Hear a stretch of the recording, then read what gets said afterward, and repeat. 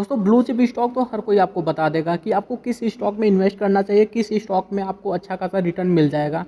लेकिन कोई ये नहीं बताता कि पेनी शेयर को कैसे खरीदा जाए, मतलब क्या क्या एनालाइज किया जाए, किस किस पॉइंट पर ज़्यादा ध्यान दिया जाए कि ये पॉइंट देखना जरूरी होता है किसी भी पेनी शेयर में इन्वेस्ट करने के लिए। क्योंकि दोस्तों पेनी शेयर में आप खरीद तो लेते हैं लेकिन ऊपर जाके फंस जाते हैं। यानी जब तक आप सोचते हैं कि किसी शेयर को खरीदें तब तक वो शेयर ऑलरेडी बहुत ज़्यादा महंगा हो चुका होता है। और जैसे ही आप खरीदते हैं उसके 2-4 दिन या फिर हफ्ते 10 दिन बाद वो शेयर अपना लोअर सर्किट पे आ जाता है और आपके जो कैपिटल होते हैं, जो प्रॉफिट बने बनाए होते हैं, वो तो लॉस में हो ही जाते हैं, लेकिन आपका कैपिटल भी माइनस में आ जाता है। तो सबसे पहले आज इस वीडियो में हम यही सीखेंगे कि किसी भी पेनी शेयर को खरीदने के टाइम हमें क्या क्या पॉइंट इंपॉर्टेंट देखना होता है, कैसे एनालाइज करें किसी भी पेनी शेयर को। तो चलिए स्टार्ट करते हैं और देखते हैं।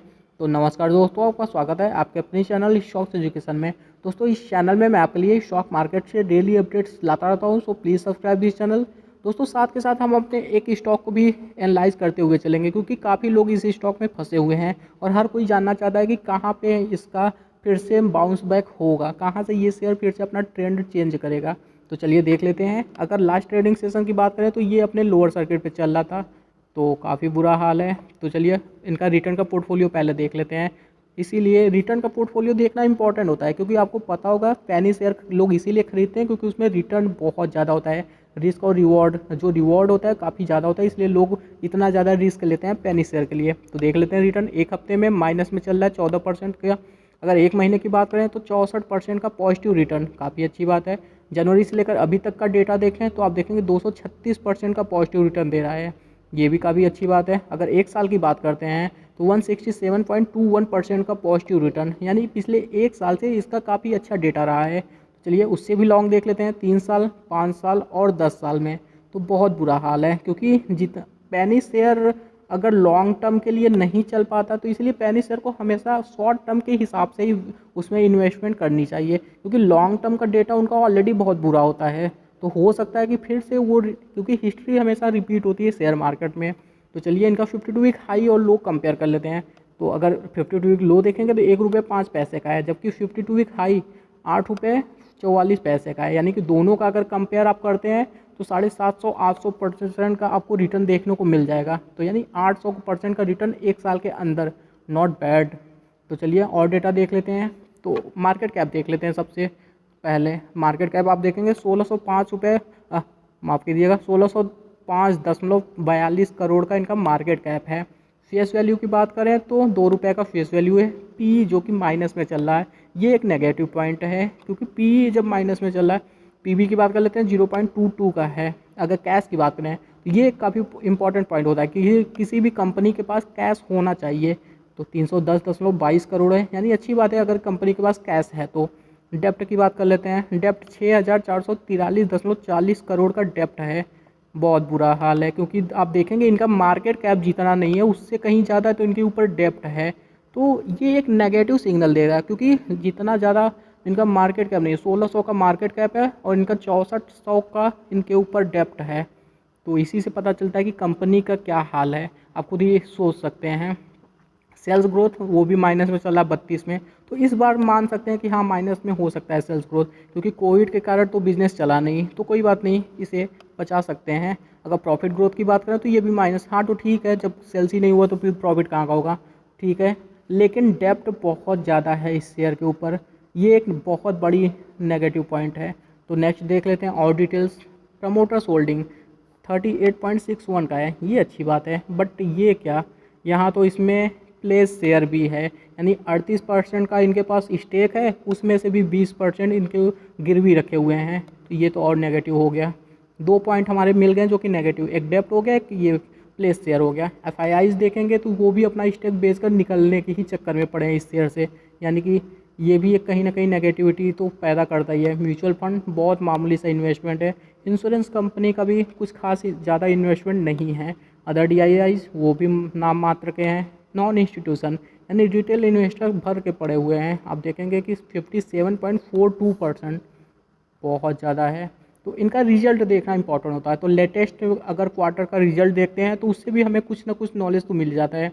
तो देख लेते हैं। सेल्स की बात करें तो आप देखेंगे नेट सेल इनका बढ़ा हुआ है 16% तक, काफ़ी अच्छी बात है। लेकिन प्रॉफिट बिल्कुल भी नहीं बढ़ा है। प्रॉफिट हालांकि माइनस में जा रहा है, माइनस आप देख, माइनस नहीं है, ये ऑलरेडी माइनस में ही चल रहा था, उसमें और ज़्यादा माइनस हो गया, यानी कि नेट प्रॉफिट तो कुछ हो ही नहीं रहा है। तो ये भी एक नेगेटिव पॉइंट है। तो ये मैंने क्वार्टरली चार्ट लगाया था। अब इनका एनुअल चार्ट भी देख लेते हैं क्या डिटेल लाए हैं। तो नेट सेल्स की बात करें तो वो भी गिर रहा है, तो ठीक है। लेकिन नेट प्रॉफिट की बात करें तो ग्रोथ हो रहा है, यानी नेट प्रॉफिट में कंपनी काफ़ी अच्छा चल रही है अगर एनुअल की बात करें तो, ठीक है। ये एक प्लस पॉइंट है शेयर के लिए। लेकिन और आगे डिटेल देख लेते हैं, उसके बाद डिसाइड करते हैं कैसा है। तो दोस्तों मैं बात कर रहा जेपी एसोसिएशन लिमिटेड की। तो बात कर लेते हैं इनका 52 वीक हाई जो कि बना था 8 रुपये 25 पैसे 15 दिसंबर को, यानी जल्दी ये अपना 52 वीक हाई बनाया, और तभी शायद सारे एफ जो हैं वो एग्जिट कर रहे हैं इस शेयर से। तो ये भी एक रीज़न हो सकता है कि लोअर सर्किट लगने का। अगर बात करें 1 अप्रैल 2020 को ये अपना लो बना रहा था 1 रुपये 5 पैसे का। अगर डिलीवरी की बात कर लेते हैं तो 100% डिलीवरी उठाई गई है, यानी कि लोग इसमें काफ़ी बुलिश, काफ़ी मतलब काफ़ी अच्छे, बहुत ज़्यादा खरीदारी कर रहे हैं एक छोटे से शेयर में। क्यों? क्योंकि इसका फंडामेंटली अच्छा नहीं है और शेयर कभी भी लोअर सर्किट पे चला जाता है, कभी भी अपर सर्किट लग जाता है। शायद इसीलिए लोगों को अपर सर्किट तो दिखता है, लोअर सर्किट किसी को नहीं दिखता, और कोई ये इमेजिन भी नहीं करता कि शेयर लोअर सर्किट पे लगेगा। और जब लोग फंस जाते हैं खरीदने के बाद, तो फिर उन्हें याद आता है कि ये तो एक पेनी शेयर है। अगर डिलीवरी की बात करें तो आप देखेंगे 26 लाख से ज़्यादा डिलीवरी, 23 लाख से ज़्यादा डिलीवरी उठाई गई है। तो चलिए और डिटेल देख लेते हैं। तो दोस्तों चार्ट पे डिटेल देखना काफ़ी इंपॉर्टेंट होता है। तो सबसे पहले आप मंथली चार्ट देखिए कि ये शेयर अपना हाई कहाँ बनाया था और कब बनाया था। 1 जनवरी 2008 को देखेंगे, यानी 2008 में ये अपना हाई बना रहा था 340 रुपये के आसपास का। और उसके बाद ये शेयर लगातार गिर रहा है, यानी गिरावट हुई, उसके बाद थोड़ा सा फिर संभलने की कोशिश किया, लेकिन फिर बहुत ज़्यादा संभल नहीं पाया और ये शेयर फिर से गिरना स्टार्ट हो गया और कंटिन्यू गिर ही रहा है, 6 रुपये तक पहुंच गया और अभी भी लोअर सर्किट लग रहा है। यानी आप खुद ही सोच सकते हैं 340 रुपये वाला शेयर 6 रुपये में मिल रहा है, तो कहीं ना कहीं कुछ ना कुछ तो खराबी है। डेप्ट इतना ज़्यादा है। अगर शेयर होल्डिंग पैटर्न की बात करें तो प्लेस शेयर इनके पास काफ़ी ज़्यादा है। तो फिर ऐसे शेयर में उसी को इन्वेस्ट करना चाहिए जो रिस्क लेना चाहता है, या फिर जो चाहता है कि ठीक है मैं 1000-2000 रुपये लगा कर छोड़ दूंगा, भागा कंपनी तो अच्छी बात है, नहीं भागा तो पैसे गए, वो इसमें इन्वेस्टेड हो सकता है। लेकिन जो ये सोचता है कि शॉर्ट टर्म में मेरे पैसे बन जाएंगे और प्लस मुझे सेफ्टी भी मिलेगी, तो उसे तो इससे इन शेयर से दूर रहना चाहिए, क्योंकि दोस्तों ये पैनी शेयर है, इसमें कोई वो नहीं है कि आप कब इसमें लोअर सर्किट लग जाए, कब इसमें अपर सर्किट लग जाए, कब आपके पैसे फंस जाएं, फिर आप लोग ये कहेंगे कि क्या। तो इसीलिए हमेशा से पेनी शेयर में इन्वेस्ट करने का मतलब कि आप भूल जाइए उन पैसों को, और बहुत ज़्यादा पैसे इन्वेस्ट करने की कोई ज़रूरत नहीं है। मुश्किल से अपने जैसा भी आपका कैपिटल हो उसके 1-2% बहुत है। तो चलिए चार्ट पे डेटा देख लेते हैं। चार्ट क्या कहता है, 6 रुपये 55 पैसे लास्ट ट्रेडिंग सेशन पे हुआ था। अगर बात करें सपोर्ट की तो यही उस टाइम सपोर्ट भी ले रहा है, 6 रुपये 60 पैसे इनका हुआ है, 9 दिनों का EMA है जो कि है, और ये शेयर उसके पास में ही रुका हुआ है। तो वहाँ पे क्या टिकेगा? तो मुझे नहीं लगता टिकेगा, क्योंकि इसमें काफ़ी बिकवाली आ रही है और लोग खरीद भी रहे हैं। तो ओवरऑल मुझे लगता है कि 5 रुपये 5.5 रुपये के आसपास ये शेयर जाके रुक सकता है, जो कि 5.5 रुपये के आसपास इनका 21 दिनों का EMA भी है। तो मेरे अकॉर्डिंग 5.5 तक अगर रुकता है तो ठीक है, अगर नहीं रुकता तो ये फिर 3 रुपये 3.5 रुपये के नीचे आराम से चला जाएगा। तो जो इन्वेस्टेड हैं वो एग्जिट का मौका ढूंढें, और जो नहीं इन्वेस्टेड हैं, जो नया फ्रेश बाइंग करना चाहते हैं, वो होल्ड करें। ये शेयर आपको और नीचे मिले तब आप खरीद लीजिएगा। नेक्स्ट अपने स्टॉक की बात कर लेते हैं, 3i इन्फोटेक। दोस्तों इस शेयर को एनालाइज कर लेते हैं। अगर इसकी रिटर्न की बात करें तो आप देखेंगे एक साल में 150% तक का रिटर्न ये दे चुका है। अगर जनवरी से लेकर अभी तक की बात करें तो 150.75 का, और एक साल की बात करें तो 148।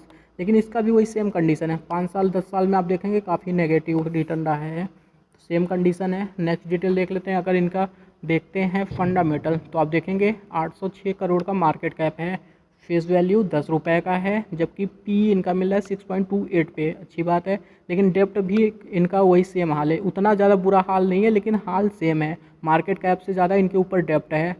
ये एक पॉइंट अच्छी बात है कि इनका सेल्स ग्रोथ और प्रॉफिट ग्रोथ दोनों इंक्रीज हो रहे हैं, ये एक प्लस पॉइंट है इस शेयर के लिए। तो चलिए और डिटेल देख लेते हैं। अगर और डिटेल देखें तो ये 5 रुपये 60 पैसे का 17 दिसंबर को अपना हाई बनाया, उसके बाद इसमें करेक्शन स्टार्ट हो गया और इस टाइम ये शेयर भी लोअर सर्किट पे ही चल रहा है। अगर 52 वीक लो की बात करें तो 15 अप्रैल को बना था, ₹1.15। डिलीवरी की बात करें तो 66.59% की डिलीवरी उठाई गई है। अगर क्वांटिटी भी बेस आप क्वांटिटी देखेंगे तो 1 करोड़ से ज़्यादा की क्वांटिटी उठाई गई है, कमाल की बात है। चलिए और डिटेल देख लेते हैं। अगर प्रमोटर्स होल्डिंग देखेंगे 0%, यानी प्रमोटर्स खुद ही माल बेच के भाग चुके हैं। तो आप लोग अगर माल उठा रहे हैं तो उसी बेस पे उठाइए, क्योंकि इसमें डेप्ट भी ज़्यादा है, मार्केट कैप से कहीं ज़्यादा डेप्ट है। तो ये शेयर भी उतना ही भाग सकता है जितना अब पिछले शेयर की बात हम देख चुके हैं। तो चार्ट पे डिटेल देख लेते हैं। तो इस शेयर में अभी हाल ही में लोअर सर्किट लगना स्टार्ट हुआ है। हालांकि ये आईटी से बिलोंग करता है, तो हो सकता है इसमें मामला थोड़ा सा अलग हो, क्योंकि सेक्टर का भी इफेक्ट पड़ता है। तो लेकिन अगर 2 दिनों की आप देखेंगे तो इसमें काफ़ी बिकवाली चल रहा है और काफ़ी लोग इसमें शेयर बेचकर अपना एग्जिट भी कर रहे हैं।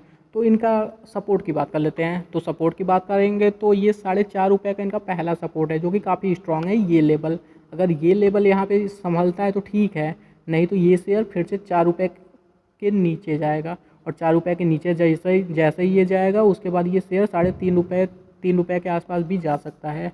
तो अपना स्टॉप लॉस आप मेंटेन करिए, उसी के अकॉर्डिंग इस शेयर में प्ले करिए। याद रहे ये भी एक पेनी शेयर है, तो बहुत ज़्यादा बुलिश होकर बहुत ज़्यादा खरीदारी करने की कोई ज़रूरत नहीं है, बहुत ज़्यादा पैसे लगाने की भी कोई ज़रूरत नहीं है। उतना ही लगाइए जितना आपको फंस जाए तो आपको दिक्कत ना हो। तो दोस्तों, अगर कुछ भी डाउट होता है स्टॉक मार्केट से रिलेटेड तो आप मुझे कमेंट में पूछ सकते हैं। अगर आप चाहते हैं कि आपके लिए कोई स्टॉक मैं एनालाइज करके बताऊं तो आप वो भी कमेंट में डाल सकते हैं, उस कंपनी का नाम। वीडियो को लाइक करें, शेयर करें, सब्सक्राइब करें। Thank you for watching this video.